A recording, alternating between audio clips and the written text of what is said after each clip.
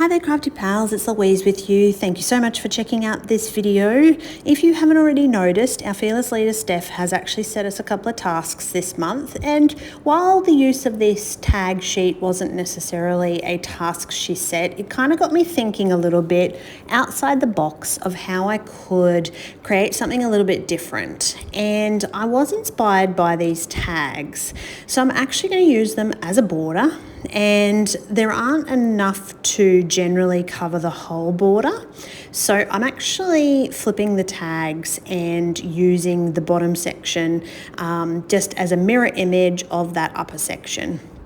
Now, this can be a little bit, I found it a little bit tricky because there were a couple that had some text on them that would have looked a little bit strange had we actually just placed them around the layout with the text. So some of the text ones don't actually get used, and I had to get a little bit creative in using the reverse side of some of these as well, because they actually have tags on the back.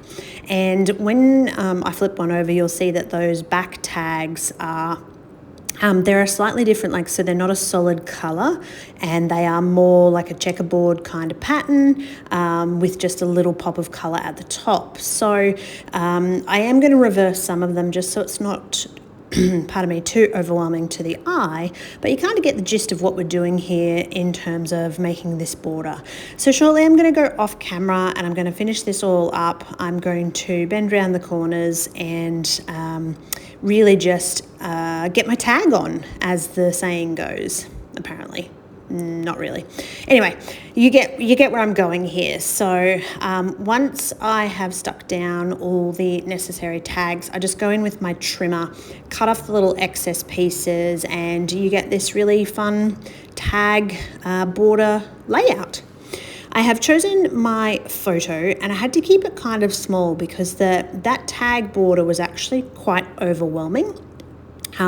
It seems like a lot when you look at it, so by using a smaller photo, that gives me a little bit of white space in my background so that I'm not feeling like the whole layout is just covered by elements. I don't want to sort of look at this and really struggle to have something visually pleasing.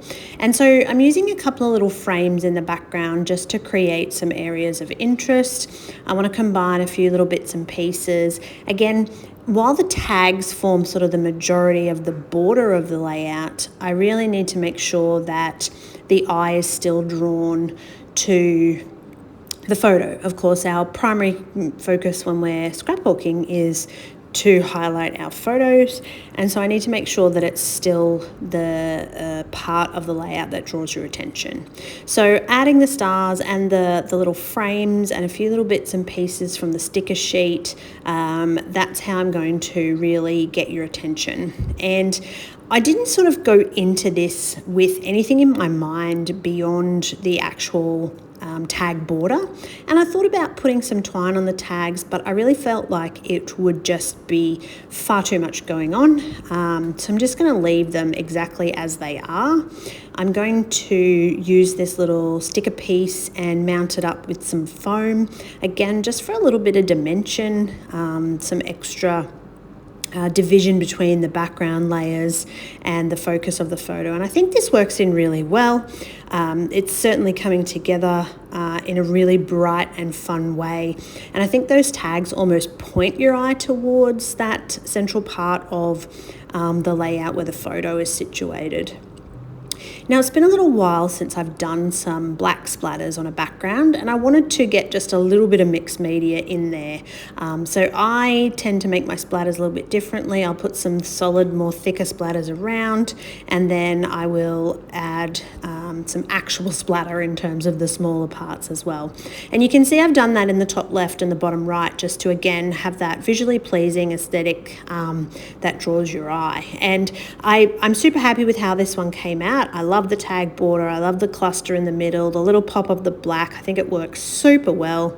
I hope that is something you're excited to have a go at. If you've got sheets of tags or you just want to cut tags out of pattern paper, that would work also. Finally, I'm just going to mount this up on some cardboard, again, a little bit of dimension, and that's my layout complete. So thank you so much for watching.